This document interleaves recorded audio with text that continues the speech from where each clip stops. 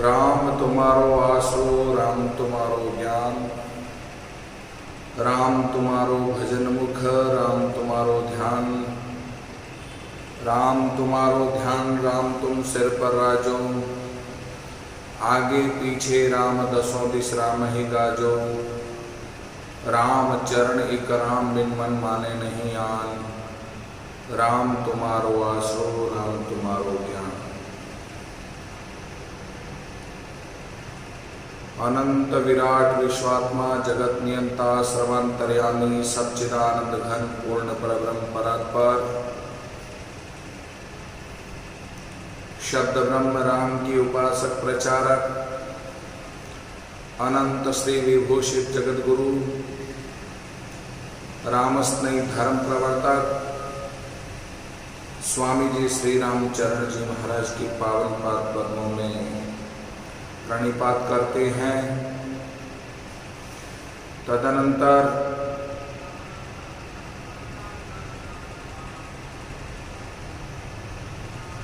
जिनके चरण रज से ये धरा तीर्थ स्वरूप हुई, बड़ा रामद्वारा चांदपोल जोधपुर के संस्थापक, भजनिक उपाधि से अलंकृत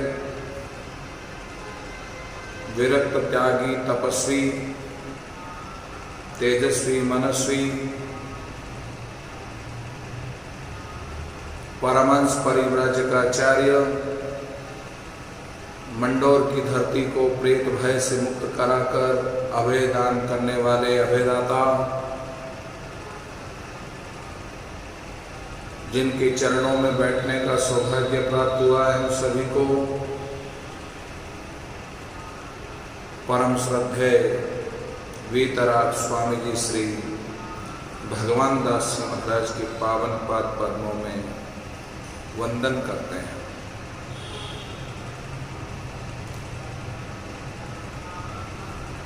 साधना स्वाध्याय चातुर्मास 2020 का पावन अवसर हम सभी की भक्ति ज्ञान और वैराग्य साधना स्वाध्याय में अभिवृद्धि हो, इस हेतु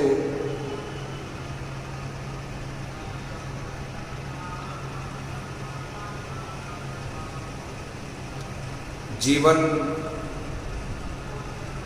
को उत्कृष्ट बनाने के लिए, जीवन को श्रेष्ठ बनाने के लिए, जीवन को दिव्य बनाने के लिए महापुरुषों के द्वारा बताए हुए साधनों को आत्मसात करने की आवश्यकता है। श्री महाराज स्वामी जी श्री रामचरण जी महाराज के वांग्मय स्वरूप वाणी जी के भक्तमाल स्वरूप नाम प्रताप ग्रंथ का आप और हम सभी रसास्वादन ले रहे हैं।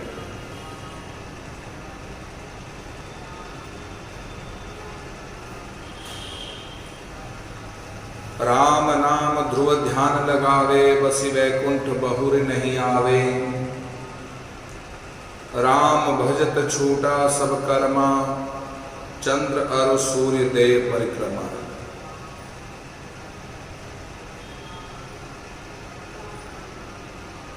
नाम के प्रताप की महिमा अनंत अनंत है।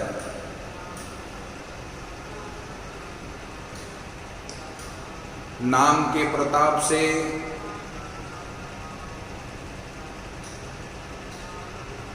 जिनका जीवन दिव्य होता है,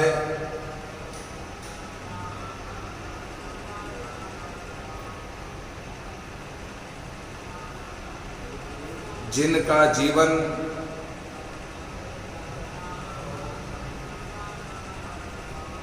दिव्य और श्रेष्ठ बनता है, सारे कर्म समन हो जाते हैं।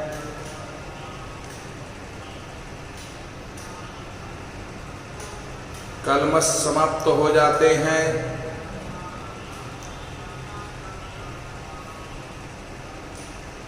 राम नाम की अग्नि में, राम नाम की दावानल में सारे पाप भस्म हो जाते हैं। ऐसा राम नाम का प्रभाव है। अभाव से मुक्त करके प्रभाव में प्रभावित कर देता है।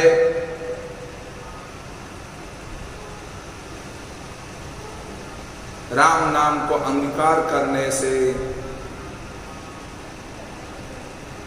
राम नाम का अवलंबन करने से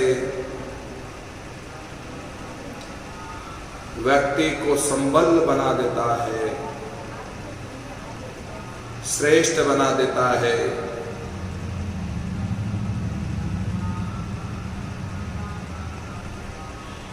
ध्रुव महाराज के चरित्र को आप और हम सभी श्रवण कर रहे थे।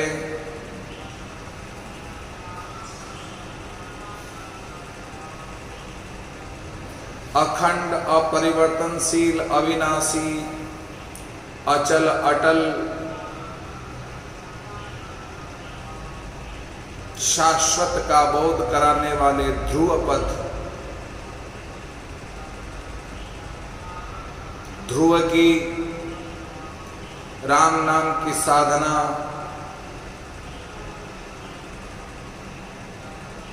महान बनाती हुई करोड़ों जन्मों के भगवत दर्शन की लालसा, भगवत दर्शन की प्यास को लिए हुए सुनीति के गर्भ से ध्रुव के रूप में उत्पन्न होकर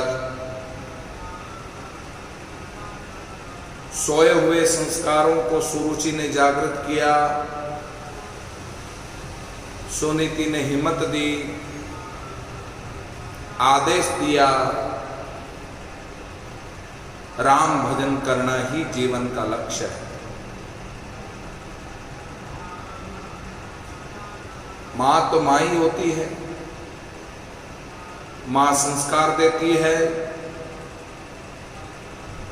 मां भगवान के साथ जोड़ती है, मां महात्मा के चरणों में पहुंचा देती है।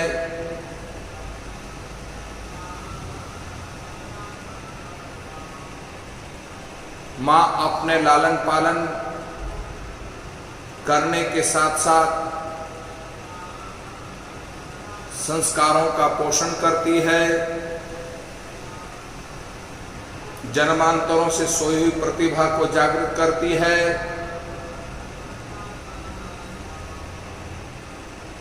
जन्मांतरों से सोई हुई अनंत प्रकार की विशेषताओं को जागृत कर देती है।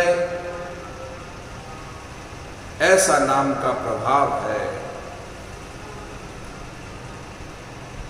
इसलिए जीवन में सबसे बड़ी यदि कोई गुरु है तो मां है। मां से बढ़कर कोई गुरु नहीं हो सकता। प्रत्येक जीव का पहला गुरु मां है, दूसरे नंबर में पिता है, तीसरे नंबर में आचार्य गण है और चौथे नंबर में हमारा सबका नंबर आता है।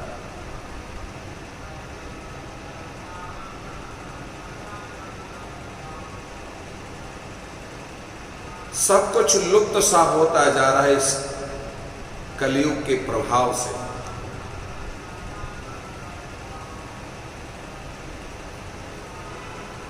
पद, पैसा, प्रतिष्ठा की चाह में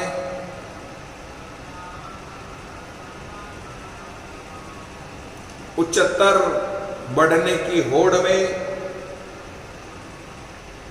मां ने अपना मातृत्व खो करके मम्मी के रूप में जन्म दे दिया।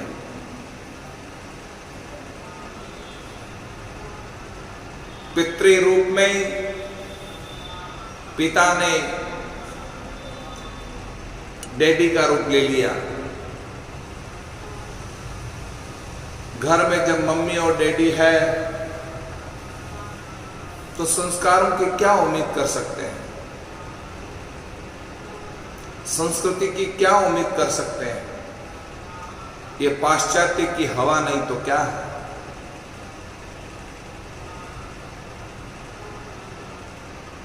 हमारी घर की संस्कृति, हमारे घर के संस्कार, भारतीय सनातन धर्म के जो दिव्य जो संस्कार है वो माँ बाप ही दे सकते हैं। माँ बाप ही अपना मातृत्व और पितृत्व खो करके मम्मी और डैडी का रूप लेते हैं तो बच्चों का भविष्य अंधकारमय होगा। पद पैसा प्रतिष्ठा की चाह में, पाश्चात्य की हवा में बह करके, पाश्चात्य की आंधी में बह करके सारे संस्कारों को खो देता हूं। हमारे बच्चों का भविष्य उज्जवल हो, हमारी आने वाली पीढ़ी संस्कारमय हो, पितृभक्त हो, मातृभक्त हो, गुरुभक्त हो, भगवत भक्त हो,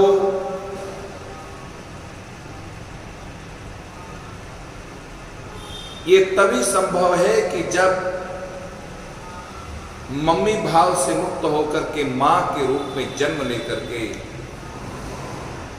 मां के द्वारा जो मां का कर्तव्य है, मां का उत्तरदायित्व है, मां की जो जिम्मेदारी है,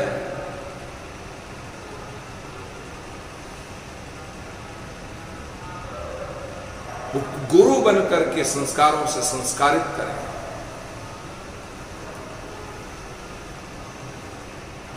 साधकों, शुद्धोसि बुद्धोसि निरंजनोसि संसार माया परिवर्जितोसि संसार स्वप्नवत्तज मोह निद्रा मदालसा वाक्यमुवाच पुत्रम्।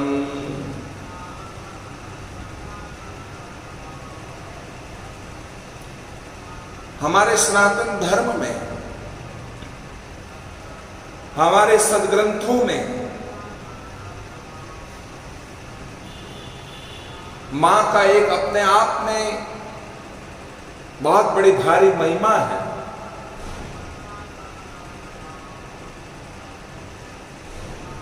मां की महिमा, मां की गरिमा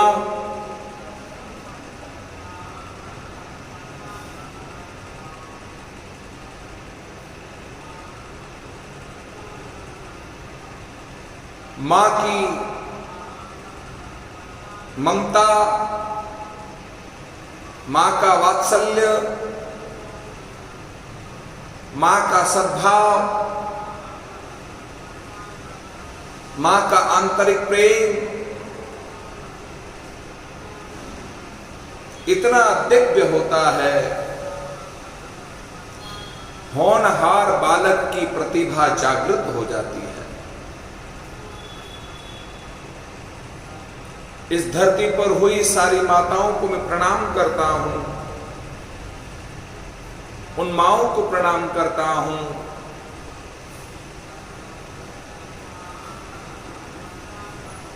जिन मां ने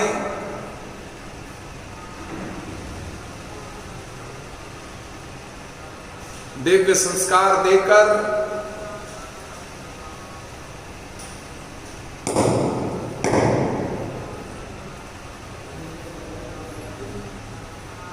दिव्य संस्कार देकर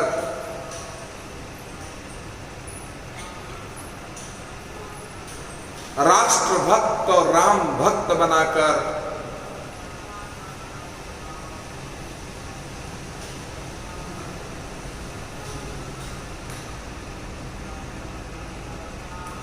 जीवन दिव्य बनाया है।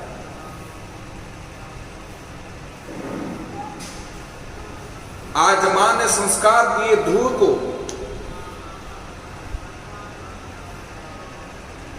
अपनी सौत के प्रति विष नहीं घोला। बच्चे में किसी भी तरह के विष नहीं घोल करके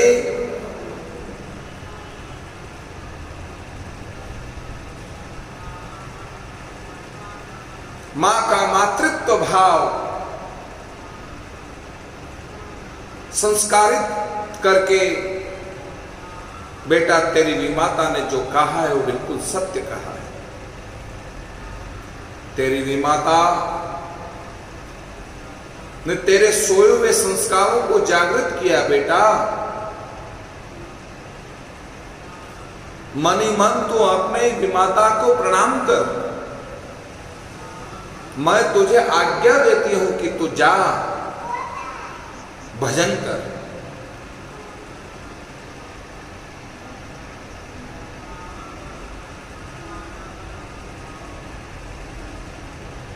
भजन के संस्कार कई जन्मांतरों से साथ होते हैं। मां उन्हें जागृत कर देती है।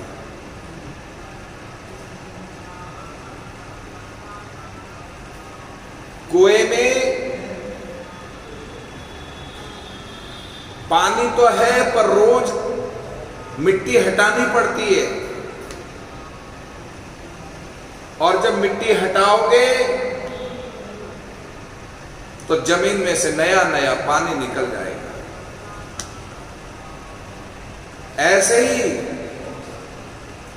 हमारे अंतःकरण में भजन के संस्कार, प्रतिभा के संस्कार, कलाओं के संस्कार हमारे अंदर घर कर गए, पर उन्हें जागृत करने की आवश्यकता, और जागृत तो मां ही कर सकती है, मम्मी नहीं कर सकती, मां करेगी।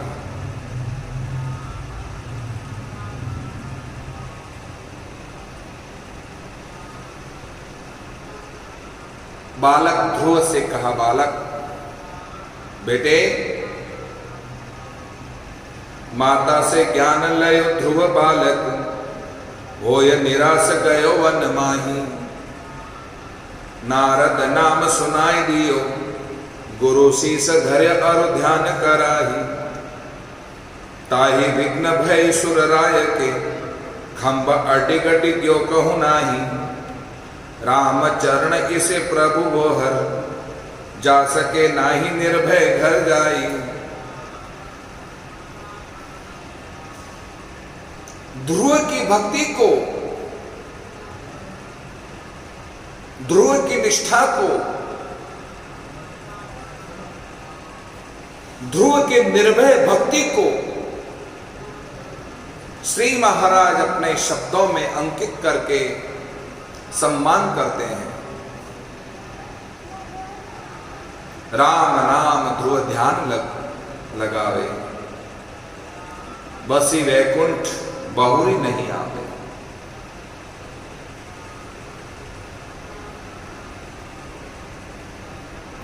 ध्रुव ने दृढ़ निश्चय किया, मान का डर मत, निडर हो जा। सर्वत्र सदा सर्वदा कण कण में यदि कोई विद्यमान है तो राम है। राम की सत्ता सर्वव्यापी है। रमता राम सकल भरपूरा, सूक्ष्म स्थूल तुम्हारा नूरा। उसी की सत्ता व्याप्त है। इसलिए साधकों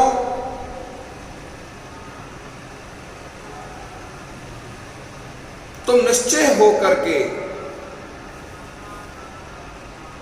अभी से तुम भजन में लग जाओ। ये मनुष्य जीवन ही केवल और केवल भजन के लिए मिला है। बेटा तेरा उद्देश्य है भगवत दर्शन की लालसा, अंतःकरण में भगवत दर्शन की लालसा को और जागृत कर।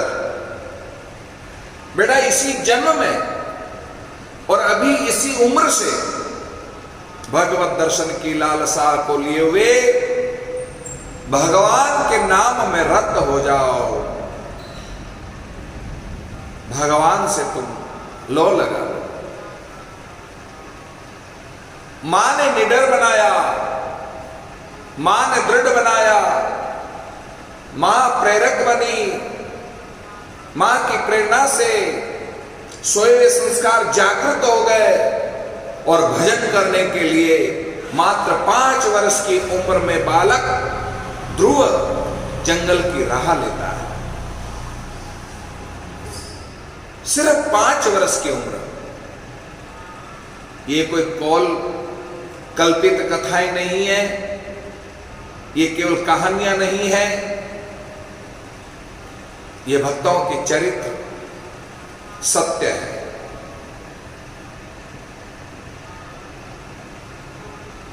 बच्चों में सोए हुए संस्कार बचपन में ही जागृत होते हैं। जो मां बचपन में संस्कार जागृत नहीं कर सकती, बचपन में क्या खाक करेगा वो भजन? नहीं कर सकता, क्योंकि बचपन से लेकर जिस कर्म में प्रवृत्त हो जाता है, बचपन में वही कर्म याद रहते हैं और उन्हीं में रत रहता है। चाहे 8 का हो चाहे 60 का हो, भगवान की भक्ति में रत होना ही मां को संस्कार देना, यह सबसे बड़ी प्राथमिकता है। इसलिए ध्रुव महाराज जंगल की ओर, राजा उत्तानपाद ने बहुत बड़ी भारी गलती करी। सुरुचि के कहने में, सुरुचि के सिखाए में आकर ध्रुव बेटे का तिरस्कार करना मन में बड़ी ग्लानि महसूस हुई। पर क्या कर सकते हैं? ध्रुव बालक तो वन की ओर जाने को तैयार हो गया, दृढ़ हो गया, निश्चय कर लिया। ब्रह्मा जी के ग्रैंडफादर आ जाए तो भी उसे कोई रोक नहीं सकता। मां तो आप बस जंगल की ओर जाऊंगा और भजन करूंगा। ऐसा दृढ़ निश्चय जिसके जीवन में साधना करने के लिए भाव जागृत हो जाए, वही जीवन में मंजिल प्राप्त करता है। चींटी दृढ़ निश्चयी होकर के मिठाई का डब्बा वाली कितना ही ऊंचा ताक पर रखा हो, फिर भी दृढ़ निश्चयी होकर के वह चींटी चढ़ती है, हवा के झोंकों से बार बार नीचे गिर जाती है, फिर भी हार नहीं मानती है और वह चींटी आखिरकार उस मंजिल तक पहुंच जाती है जहां मिठाई का डब्बा रखा हो, उसे स्पर्श कर लेती है।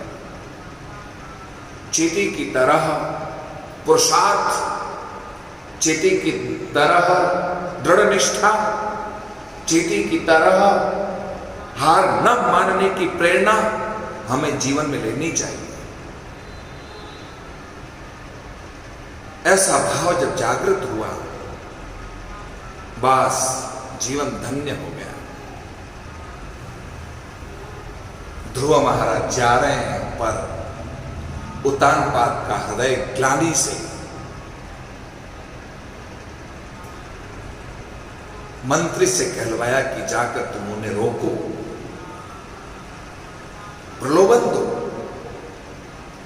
ए बेटा ध्रुव, 5 गांव दे देंगे, 10 गांव दे देंगे, 50 गांव दे देंगे, आधा राज्य दे देंगे, मत जा। जंगल में हिंसक पशु है, तुझे खा जाएंगे। पर नहीं, भजन की तरफ एक कदम बढ़ाने पर जब मुझे आधा राज्य मिल रहा है और भजन के मार्ग में जब भजन की परिपक्वता जब जीवन में आ जाएगी, भगवत दर्शन हो जाएगा, तो न जाने कौन सा लोक मुझको प्राप्त हो जाएगा। अब तो मैं निश्चित रूप से मैं भजन की ओर ही बढ़ूंगा, अब मैं रुकने वाला नहीं।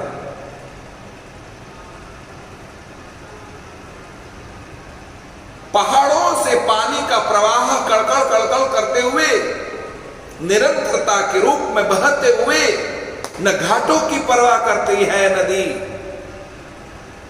न किसी व्यक्ति विशेष पर मोहित होती है नदी। निरंतरता के रूप में बहाते हुए वह नदी समुद्र रूपी प्रियतम से मिलने के लिए अपने आप को न्यौछावर कर देती है और नहीं रुकती है, किसी की परवाह नहीं करती है, और वह समुद्र में जाकर विलय हो जाती है और अपने स्व को समाप्त कर देती है। वहां कोई कह नहीं सकता समुद्र में कि अब गंगा यह है कि जमुना यह है, समुद्र है। ऐसी निरंतरता नदी की तरह, चींटी की तरह दृढ़ निश्चय भाव व्यक्ति के जीवन में जब जागृत होता है तो व्यक्ति बहुत कुछ प्राप्त कर लेता है।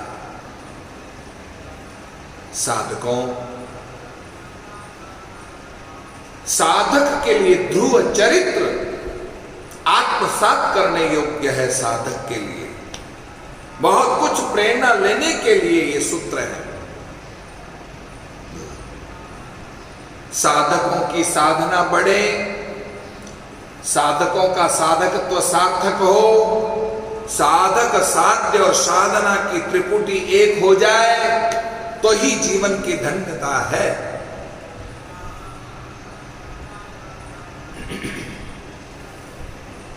साधकों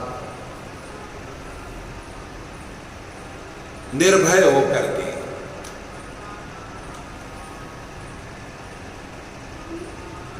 सदा सर्वदा सर्वत्र ईश्वरमय सत्ता की व्यापकता का अनुभव करते हुए वे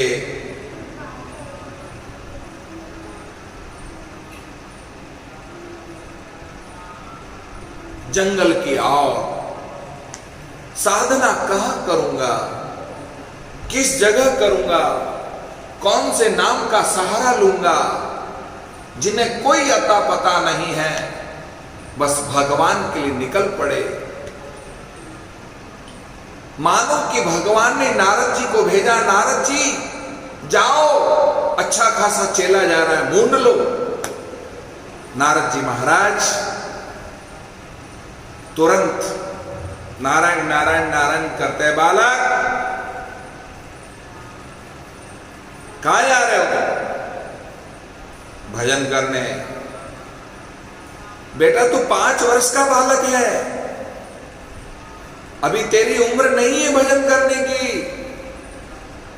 अरे नारद जी भजन करने के लिए ही उम्र मिली है। बेटा भजन तो बुढ़ापे में करना। बुढ़ापा किसने देखा है? क्या सर्टिफिकेट लेकर के आए कि बुढ़ापा आएगा? कोई दावा नहीं कर सकता कि मैं बुढ़ापा भोगूंगा। अच्छा मान लो किसी ने दावा भी कर लिया कि मैं बुढ़ापा भोगूंगा, तो क्या तुम बुढ़ापे में भजन कर सकोगे? क्या यह दावा कर सकते हो? नहीं कर सकते। समय पर जो समझ में आ जाए, समय पर समझ में आकर के जो निर्णय करके और उस और रास्ते पर लग जाता है, उसके लिए वही समय श्रेष्ठ है।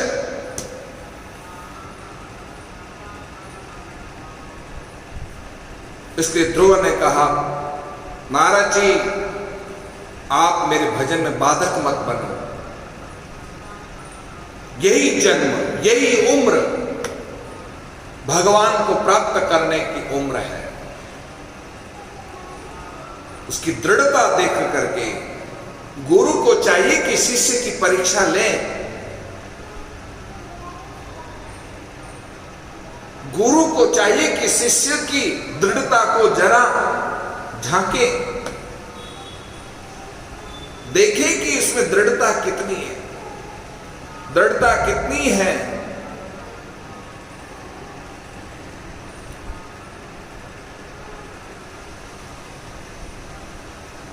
नारद जी ने ध्रुव की दृढ़ता को देखा।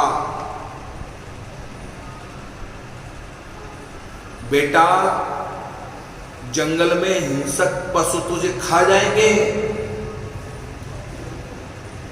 तो ध्रुव बोला, यदि मेरी उम्र जाने की है, काल आने का समय है, तो जहां कहीं भी होऊंगा वहां मेरी उम्र चली जाएगी। और मेरी यदि उम्र है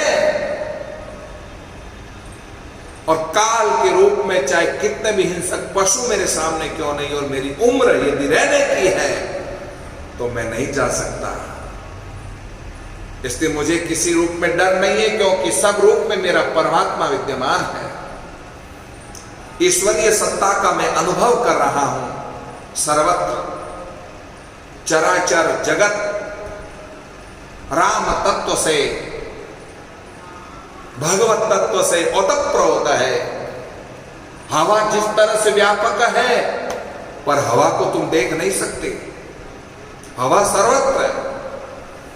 खाली घड़ा और खाली घड़े को यदि पानी में डुबाया जाए तो गुड़गुड़ गुड़गुड़ गुड़गुड़ गुड़गुड़ की आवाज आती है, यानी कि हवा बाहर निकल रही है, पानी उसमें समा जा रहा है। साधकों, हवा की व्यापकता है। जिस तरह से हवा की व्यापकता है,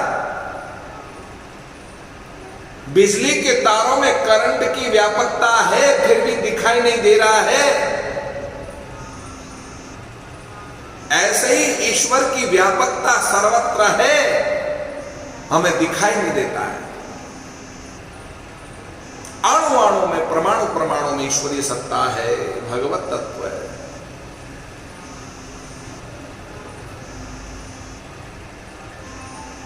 सुनीति का पढ़ाया हुआ बेटा है, कोई साधारण मां का बेटा नहीं है। साधारण बेटा नहीं है, साधारण मां का बेटा नहीं है। मां भी उसे, ध्रुव को जो मिली है वो सुनीति मिली है, और इतनी दृढ़ता के साथ मजबूत किया है ताकि नारद जी के द्वारा कई बार हिलाने पर भी न हिले, कई बार डिगाने की कोशिश करे फिर भी न डिगे। बेटा, तुझे खा जाएंगे, मुझे डर नहीं है। बेटा छोटा बच्चा है, अभी तो चला जा घर पे, बुढ़ापे में भजन करना। बुढ़ापा किसने देखा है? बेटा, तेरी विमाता ने कह दिया तो क्रोध में आकर इतना गुस्सा नहीं करते हैं, इतना जल्दी निर्णय नहीं लेते हैं। शाम दाम दंड भेद से नारद जी ने हर तरह से टटोला, पर उसकी मजबूती को देख करके नारद जी ने गुरु मंत्र देना निर्णय कर लिया। गुरु को चाहिए कि जीवन में शिष्य, यदि कोई शिष्य बनने के लिए आता है तो शिष्य की मजबूती को देखो कि मजबूत कितना है। कहीं मजबूरी में तो नहीं आया गुरु मंत्र लेने के लिए, उसकी मजबूरी मत देखो। यदि उसमें मजबूरी है, कोई आवश्यकता नहीं उसे गुरु मंत्र देने की। साधना करने की मजबूती है,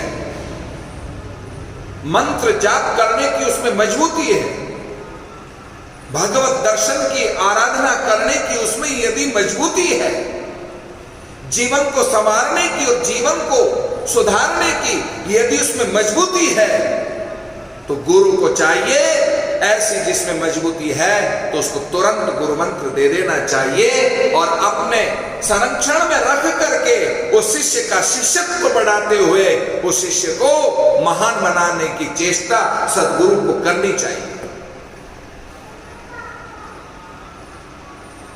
चेष्टा करनी चाहिए साधकों। कान्या मान्या कुर, तो चेला हूं गुर, नारल रुपया धर, अब चाहे डूब चाहे तर। ना तो ऐसा शिष्य की तरफ से होना चाहिए और न ही ऐसा गुरु की तरफ से होना चाहिए। आजा आजा, तो फटाफट मेरा चेला बन जा की बात कर ना।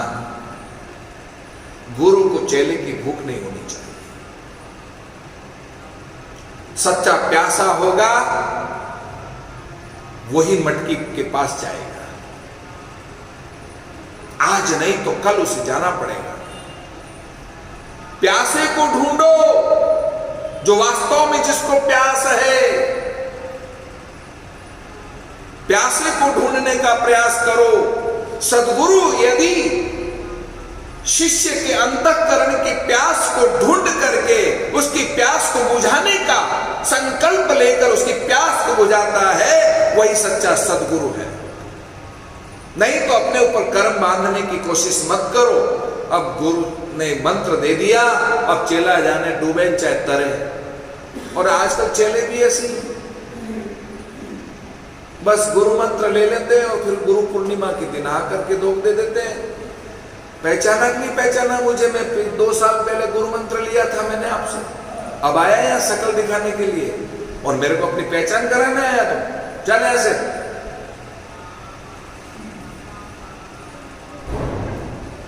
किसी का गुरु बनाने से पहले शिष्य बन जाने पर, शिष्य बनने के बाद में एक बार स्कूल में दाखिला लेने के बाद में उसकी ड्यूटी हो जाती है रोजाना स्कूल जाना।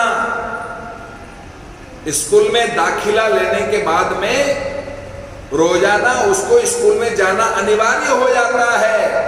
इसी तरह से शिष्य एक बार सद्गुरु की नजरों में दाखिला ले लेता है, गुरु मंत्र ले लेता है, इसके बाद शिष्य का कर्तव्य होता है रोजाना गुरु के द्वार जाकर के गुरु के चरणों में नतमस्तक हो जाए। जिस दिन गुरु तुम्हारे आए हुई भक्ति से प्रभावित होकर के न जाने कब तुम्हारे जीवन को संवारने सुधारने के लिए ऐसा अपना हस्त कमल उसके मस्तक पर रख दे, भरोसा नहीं है कौन सी घड़ी तुम्हारा कल्याण कर दे। केवल एक दिन गुरु पूर्णिमा को या गुरुवार को जाने से गुरु कृपा नहीं करते। गुरु के पास तो हमेशा जाना पड़ता है, प्यासा बनकर जाना पड़ता है। तृप्त होकर के मत जाओ, प्यासे बनकर जाओ, क्षुधा से व्याकुल होकर के जाओ। भूख लगी है, बड़ी जोरों की लगी है, तभी तो रोटी का स्वाद अच्छा लगेगा। चाहे भले सूखी रोटी हो, 2 दिन की पुरानी रोटी हो, आचार के साथ खाने में मजा तभी आएगा जब कड़ाके की भूख, नहीं तो उसे स्वाद नहीं लगेगा। आत्म जिज्ञासा की प्यास जागृत हो, आत्म पिपासा की प्यास जागृत हो, मुक्ति पाने की भूख प्रबल हो, सद्गुरु तुम्हारा कल्याण करेगा, निश्चित रूप से करेगा। जैसा चेला वैसा गुरु मिल जाता है। फिर चेले कोई परवाह नहीं तो गुरु को भी परवाह नहीं। साधकों,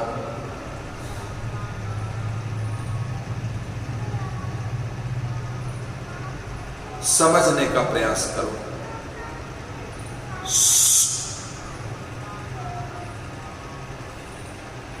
समझने का प्रयास करो। साधकों,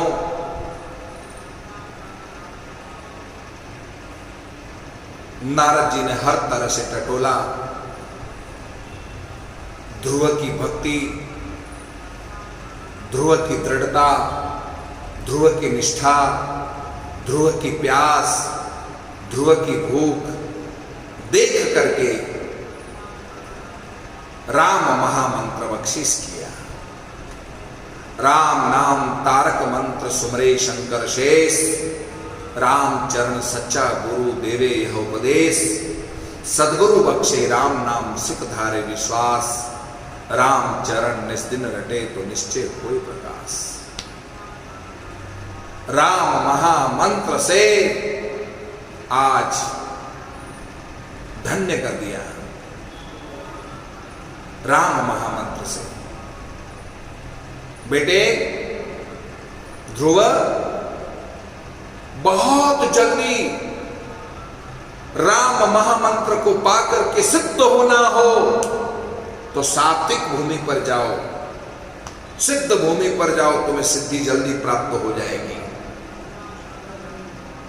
जाओ, मैं तुम्हें स्थान देता हूं, मधुवन में जाओ। भगवान नंदनंदन यशोदानंदन कुंद मुकुंद ब्रजन चंद्र श्री श्याम सुंदर की रमण लीला भूमि है। चरण रज की वो पावन भूमि है मधुवन क्षेत्र। उस मधुवन क्षेत्र में जाकर के तुम जाकर बहुत भजन करो, तुम्हें अल्प समय में अल्प साधना से तुम्हें भगवत दर्शन हो जाएंगे। भगवत दर्शन की प्यास लिए हुए नारद जी के उपदेश को पाकर, नारद जी के आदेश और संदेश को पाकर मधुवन की तरफ बढ़ने का प्रयास करते हैं। मधुवन वह पावन भूमि है, मधुवन वह तप भूमि है, मधुवन वो साधना भूमि है, वह सिद्ध भूमि है। संत जहां प्रगट भय सोही तीर्थ धाम, और सबे भूमिका भरी कामना काम। स्वामी रामचरण जी महाराज कहते हैं, संत जहां प्रगट भय सोही तीर्थ धाम। संत जहां बैठ करके तप करना प्रारंभ कर देते हैं, संत के संतत्व के प्रभाव से, साधना के सिद्ध के प्रभाव से वो भूमि सिद्ध हो जाती है। ये ओशवालों की भूमि जहां आप और हम सब बैठे हैं, ये ओशवालों की भूमि, शमशान की भूमि, जहां स्वामी भगवान दास जी महाराज ने आकर के यहां राम नाम की साधना की लो लगाकर बैठ गए, और आज ये सिद्ध भूमि हो गई, संत भूमि हो गई, तीर्थ भूमि हो गई, ये राम नाम का धाम बन गया। ऐसी धाम में, ऐसी तीर्थ भूमि में जब कोई साधना करता है तो उसे जाओ, झट से जल्दी से इसको सिद्धि प्राप्त हो जाती है। ऐसी पावन भूमि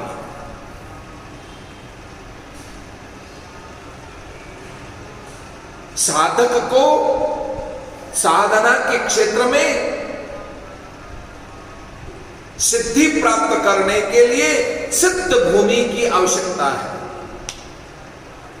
और जो सिद्ध हो गए, जो महापुरुष सिद्ध हो गए साधना करते करते, वो जहां जाते वहां भूमि सिद्ध कर देते हैं, शुद्ध भी कर देते हैं और सिद्ध भी कर देते हैं।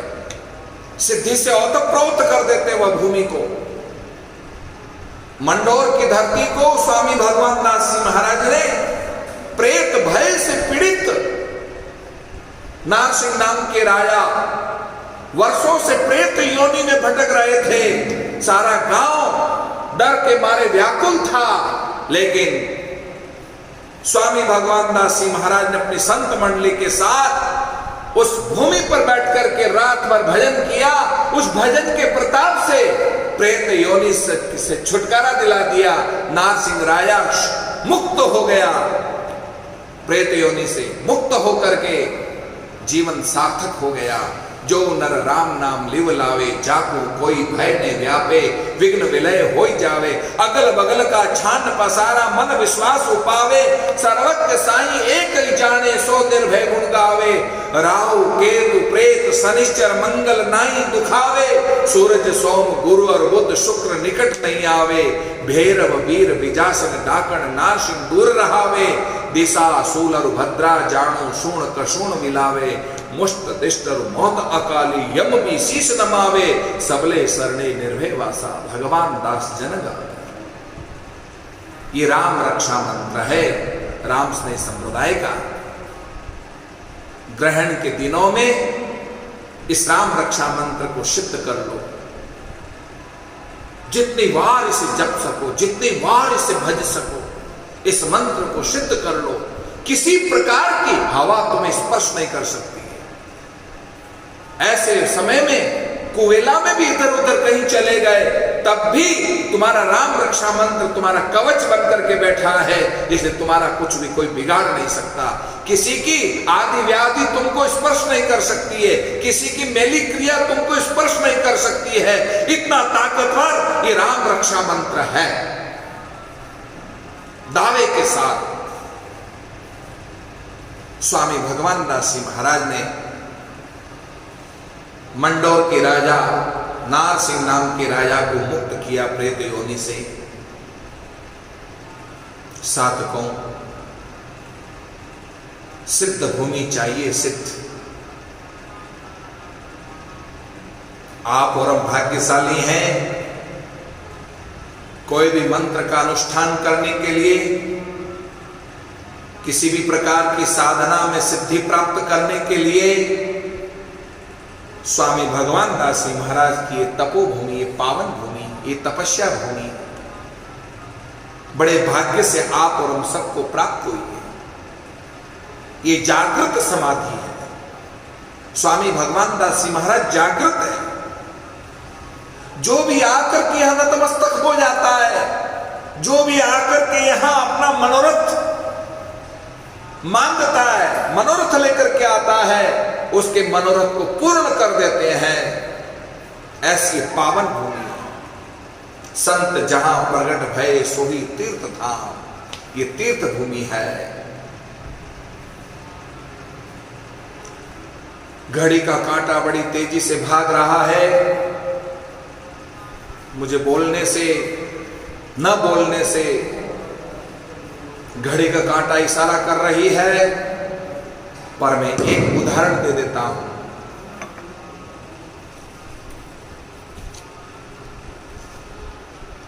नए नए साधु बने,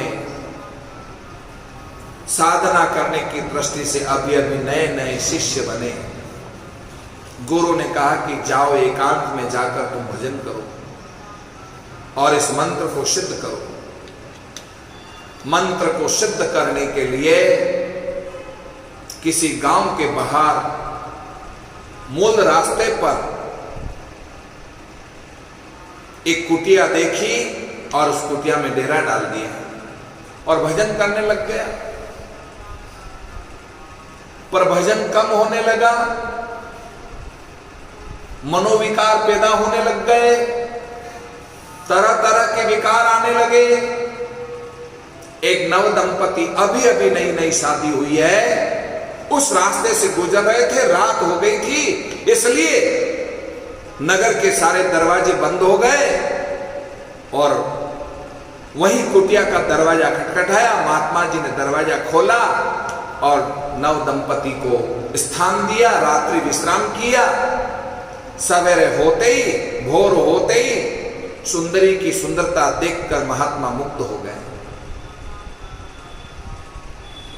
मन में विचार किया, इस आदमी को मारकर इस स्त्री को हम ले लेते हैं, संसार सुख की याचना पूर्ण हो जाएगी। ऐसी चाह लेकर के मन में कहा, कौन तो देखने वाला है यहां पर। जैसे दंपति जाने लगे तो रोका, रुक जाओ, मत जाओ यहां से, मार डालूंगा तुम्हें। जैसे ही कुटिया के बाहर आए और विचार बदल गया, अरे राम राम, मैं साधु हूं, हिरमच की कलर की चद्दर पहन रखी है, लोग मुझे साधु के रूप में मानते हैं और मैं ऐसा निंदनीय कर्म करूं, ये सोचनीय भी नहीं है। जाओ जाओ जाओ, तुम लौट जाओ। लेकिन जैसे ही महात्मा अंदर कुटिया में आए तो फिर विचार बदल गया और विचार बदलते ही आवाज लगाई, ओए दंपति रुक जाओ, खबरदार एक कदम भी आगे बढ़ाया तो मार डालूंगा।